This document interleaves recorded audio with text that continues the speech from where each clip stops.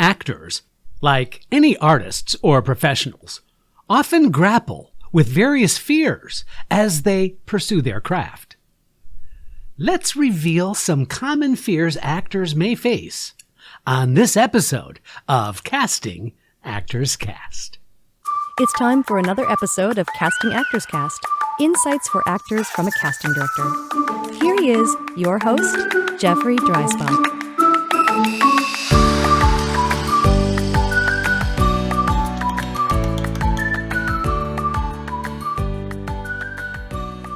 Well, hello and welcome to today's episode of Casting Actors Cast. I'm Jeffrey Dreisbach. How are you? Hope you're having a good day. I'm a casting partner with McCorkle Casting in New York, welcoming you to yet another episode of Casting Actors Cast. This is that moment of the podcast where I just simply get to say, thank you so much for tuning in. It's really cool having you on board. We've been doing these podcasts for, I think that's close to 5 years now. Pretty amazing, right?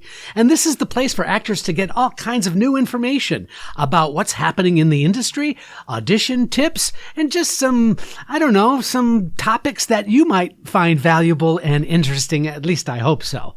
Please do yourself a favor. If you would, go to the website, Casting Actors Cast, all one word.com. That's castingactorscast.com. You can fill in a form right on the landing page that says dive into the talent pool.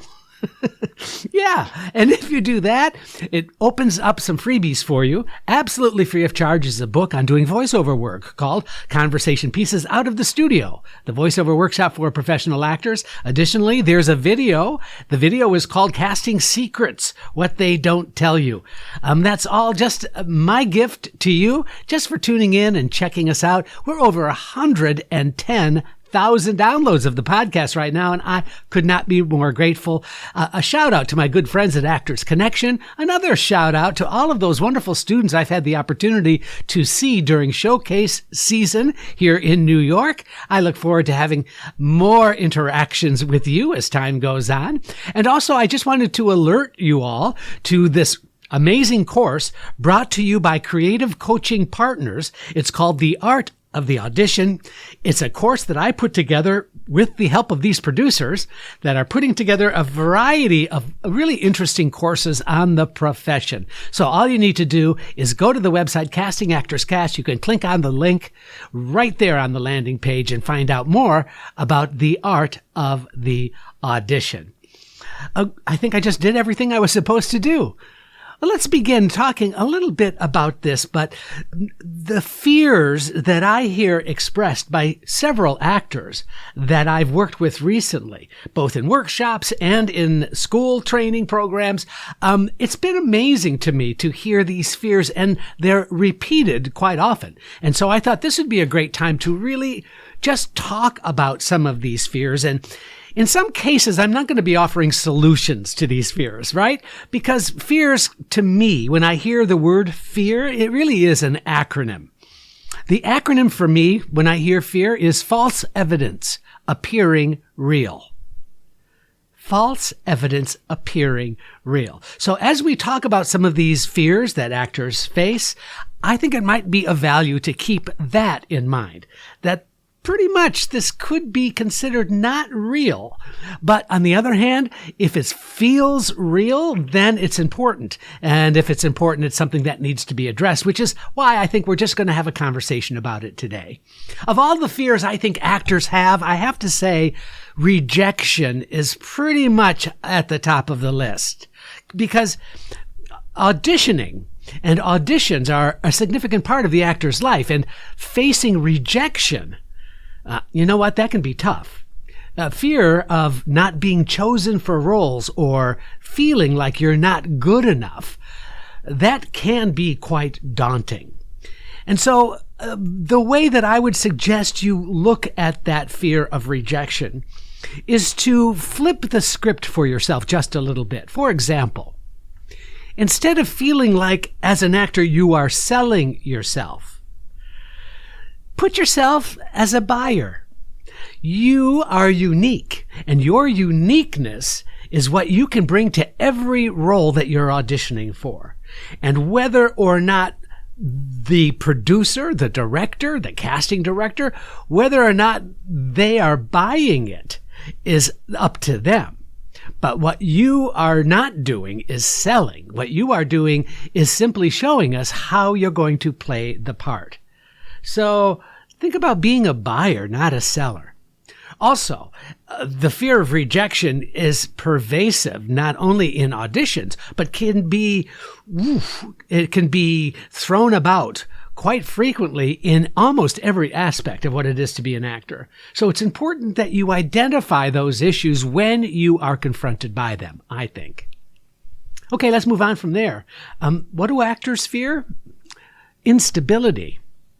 See, acting careers can be, unpredictable, with periods of intense work followed by lulls.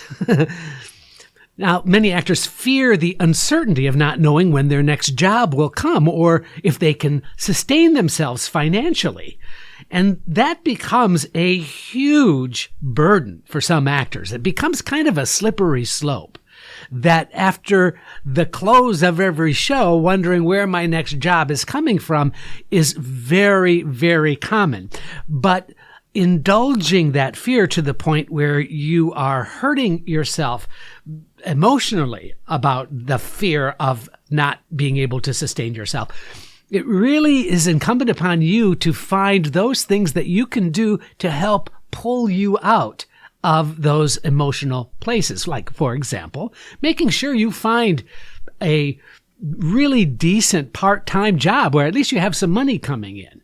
Or if you are interested in, and you know what? I've just decided just now at this moment that I'm going to do an episode on survival jobs that actors have, because I think that there's really great value in figuring out what might be the best job for you in between jobs. I can tell you, for example, one job that I did in between acting jobs when I was acting, I loved to paint apartments. I did. And especially because there's a lot of really unattractive apartments out there. But when I was able to do it, and there were many, many people who wanted my services because I was really good at it, that I would literally buy the paint and bring my drop cloths and my rollers and my brushes, and I would go through each room of, pretty much sometimes well-known people.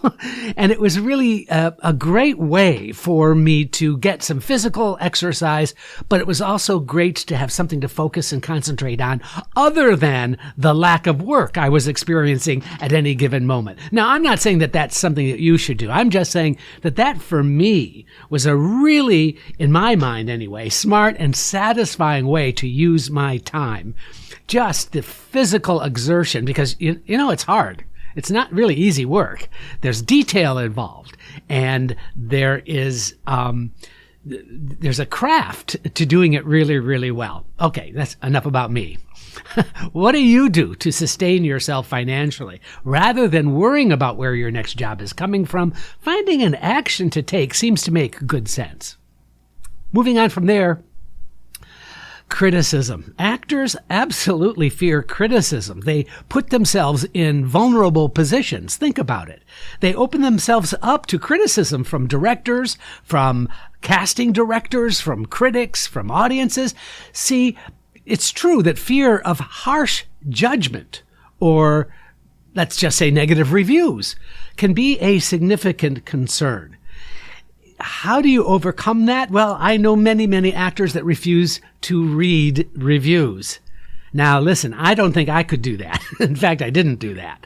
I was one of those persons who really needed, in almost desperate way, to get some kind of gratification from what others thought of my work.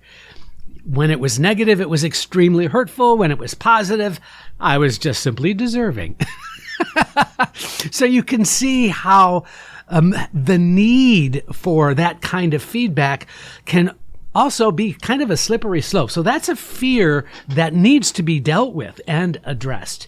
Could you decide not to read any reviews?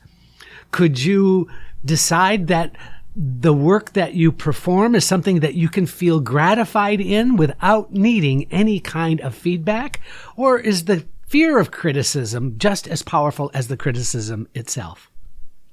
Something to think about.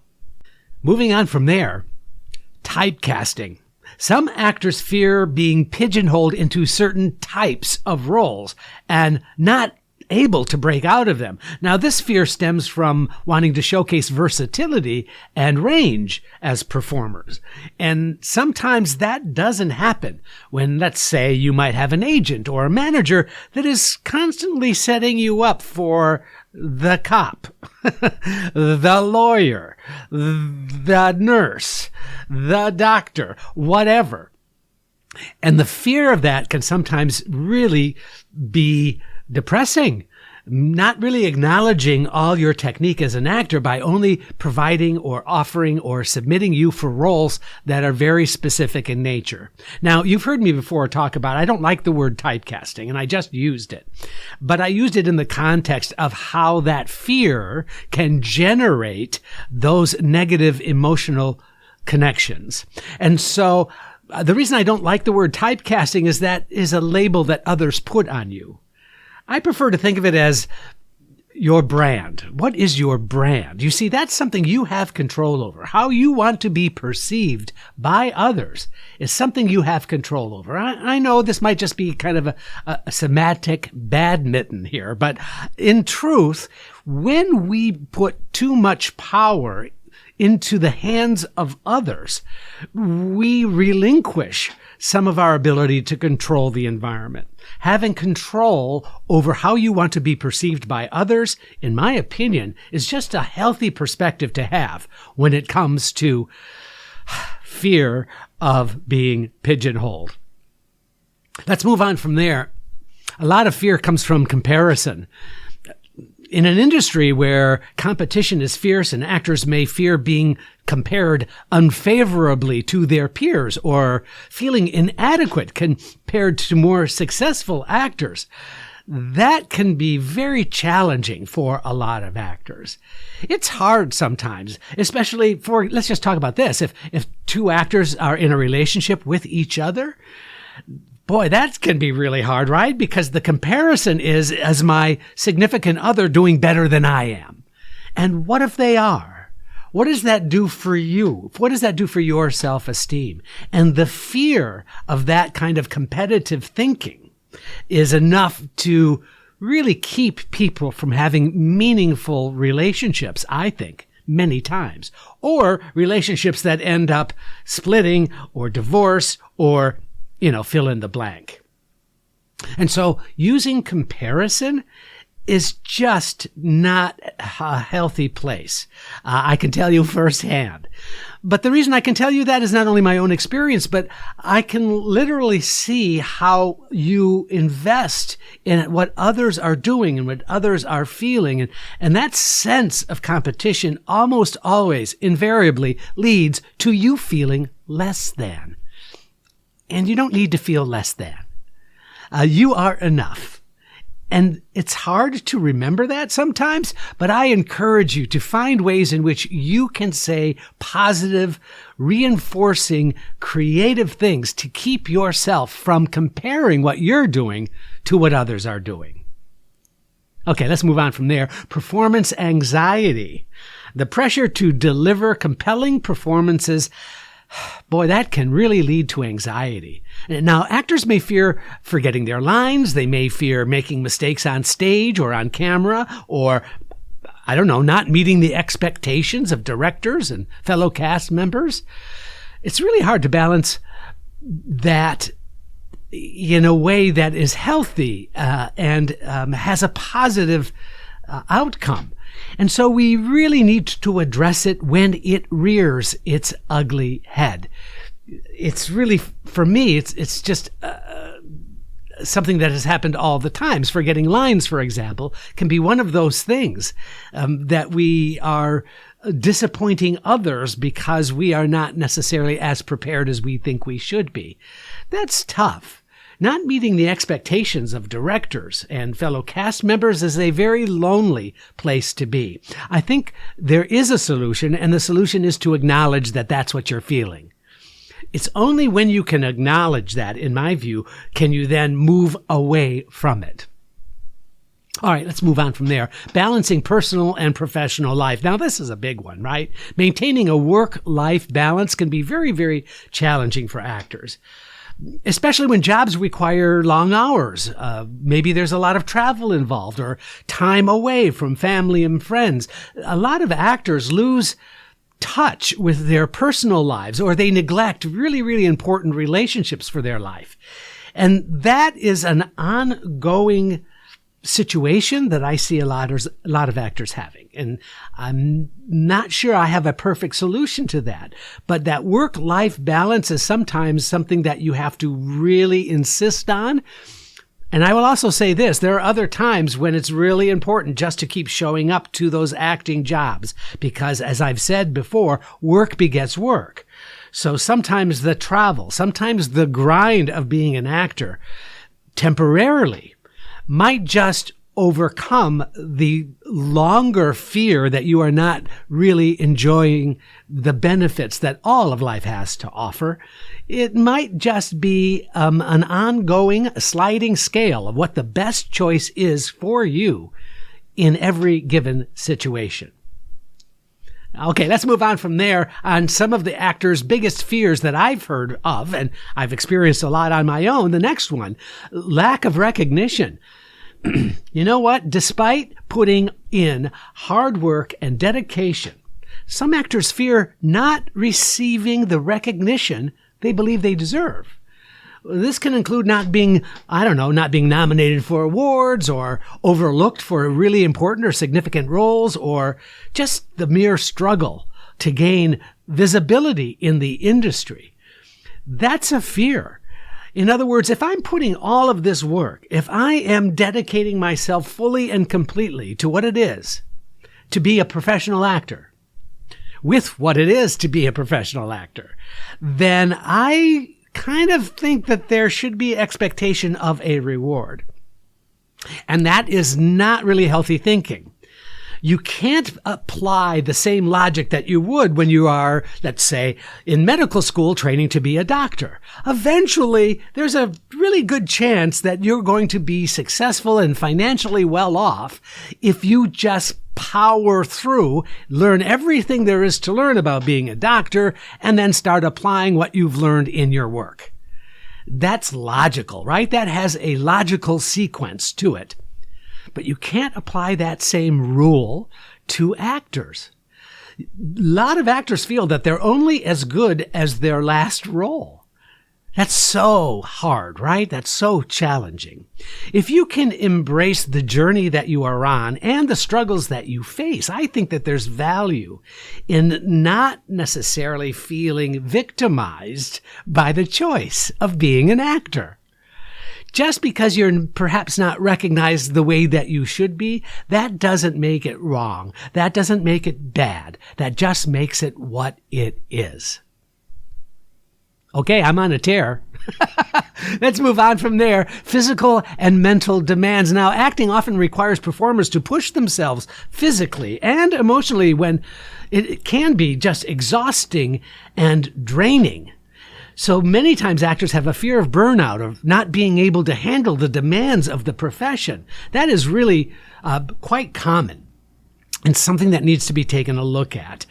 Taking care of yourself physically, mentally, and emotionally, really giving yourself opportunities away to rejuvenate, to recharge your battery. Those are all very important things to consider. So if you find that you've exhausted yourself in the struggle of being an actor, perhaps it's time to take a look and say, what are the best options for me right now to pull back, to take a breather, to refocus my choices, to perhaps think about a makeover or whatever it might be. But really being not self-critical, but self-evaluating is key.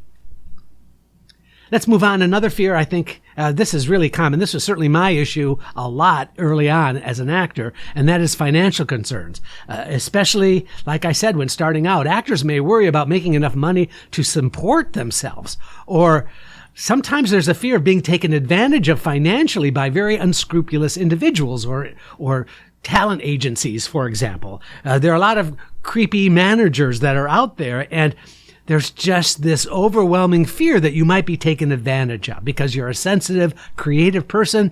You might not have all of the inside scoop on some of these people in the business, and that can be very fear-inspiring. That can be very fearful in a lot of ways. So I think it's of value to make sure you have a good support group.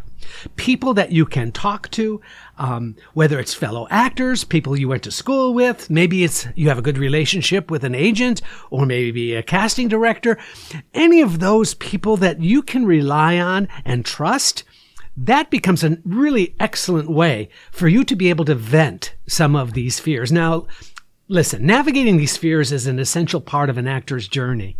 It just happens to be part of the ride you are on.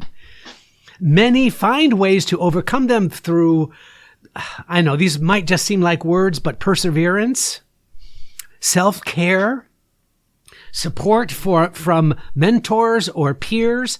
Those are all absolutely useful tools that you can have in your toolkit. So I think it's important to identify where your fears are. I think there's value in being able to really be clear about what is keeping you from the full expression of your talent, from the full value of you in an audition. Are you taking care of yourself? Are you at the best mental, emotional, and physical place that you can be? Take your own temperature. You don't have to do it all the time. Just on occasion, just occasionally, just when you think that there's something that should be addressed. This is not about being hard on yourself, quite the contrary. This is about knowing when you can embrace your fears, when you can understand that fear is just false evidence appearing real. I hope to see you next time. I'm Jeffrey Dreisbach. This is Casting Actors Cast.